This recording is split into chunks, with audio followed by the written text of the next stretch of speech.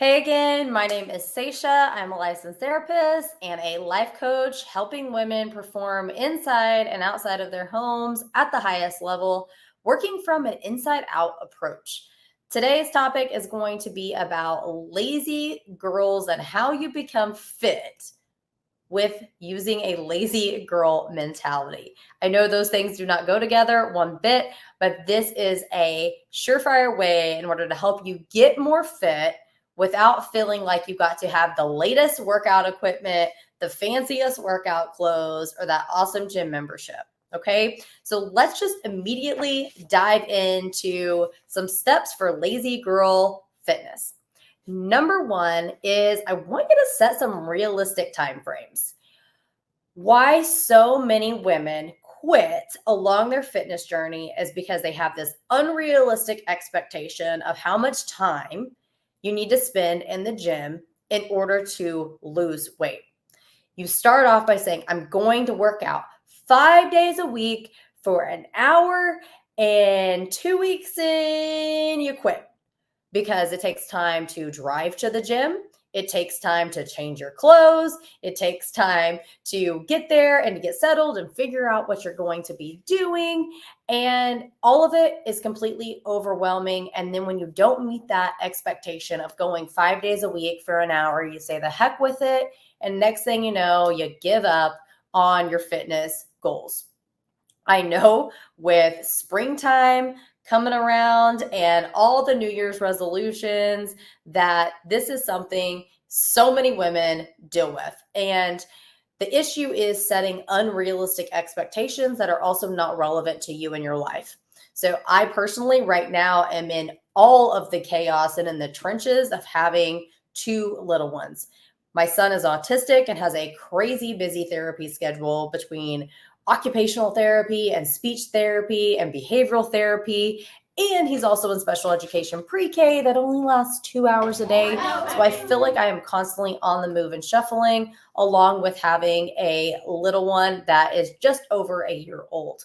So setting up unrealistic expectations for myself as far as my fitness routine is going to be a huge letdown with all the moving parts that I have going on in my life. So I like to be able to help and coach women to set realistic timeframes on your workouts and how much time you actually have to dedicate based upon your schedule. And guess what? If you only have 10 minutes, 20 minutes to give, that is way better than none. And being able to give 10 to 20 minutes consistently, I'm talking 7 days a week, is way better than committing to doing an hour 2 times a week, because habits, lifestyle change is developed upon consistency and a routine. I developed a course, it's called the Healthy Living course, that is going to help you completely transform your health, your wealth in regards to your relationship, your business, your finances, your own personal development. And this is a course that is literally going to baby step through the core habits that can be done in little amounts of time for women with a very busy schedule, but that want to perform at the highest level. So I'm going to link that in the description. Go in, check out the Healthy Living course. You get lifetime access to it. Once you go in and purchase it, it's only $47, and it will be a complete game changer because it's going to walk you through how to completely transform your health this year and lead to so many other awesome changes in regards to your relationship, how you're performing, and this internal satisfaction that you have.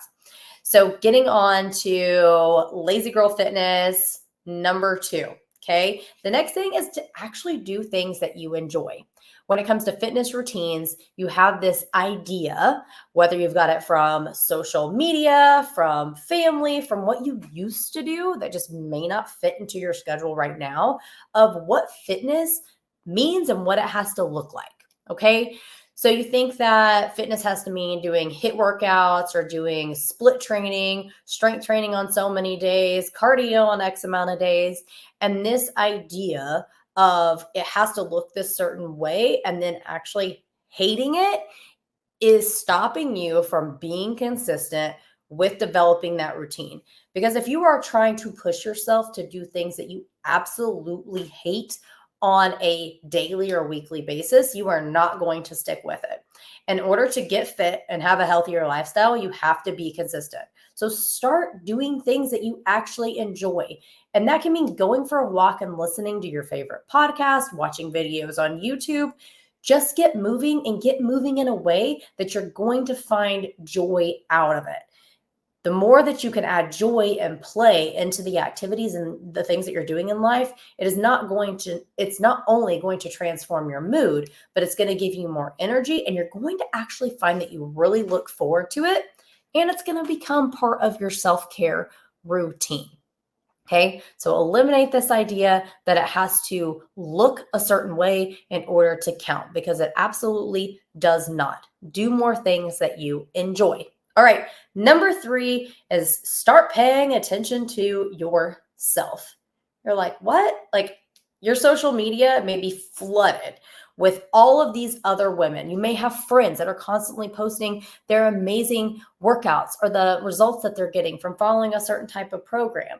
Like, that's great for them. Cheer them on, support them, be kind, but recognize that your journey looks different than your friends and all the other women that you see on social media. Like, I see women all the time that I'm like, they look killer. Their body is goals. And I'm not hating on them for being able to spend 2 hours at the gym or have people cooking meals for them. Like, all that sounds super nice, but that's not where I'm at. Again, with 2 very, very busy little ones, like, I just don't have that time to give.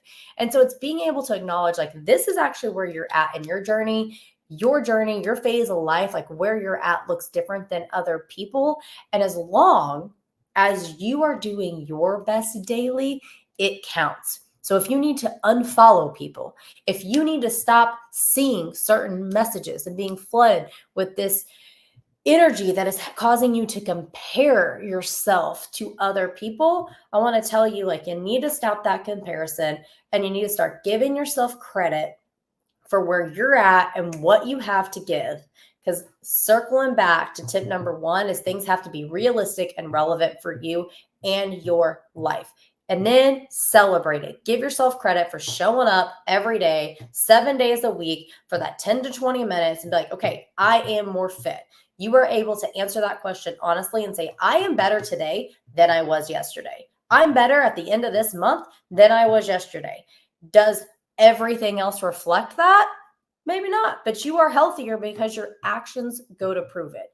How you build confidence, how you begin to have this feelings of, like, how do we get more self-worth? How do we have more love for our own body? How do we build this body positivity? Like, all these words that are thrown around nowadays, how do we work on our mental fitness? It all comes through action. It all comes from going to say, like, we are doing the things that are supporting us and moving in the direction that you want to go. So stop overloading your brain with what everyone else is doing and start focusing on yourself and what you can be doing.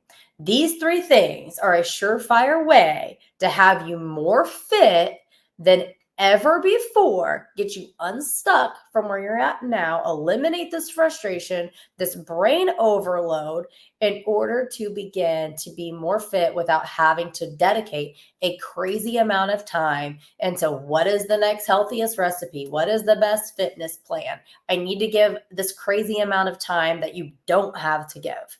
I hope this was helpful.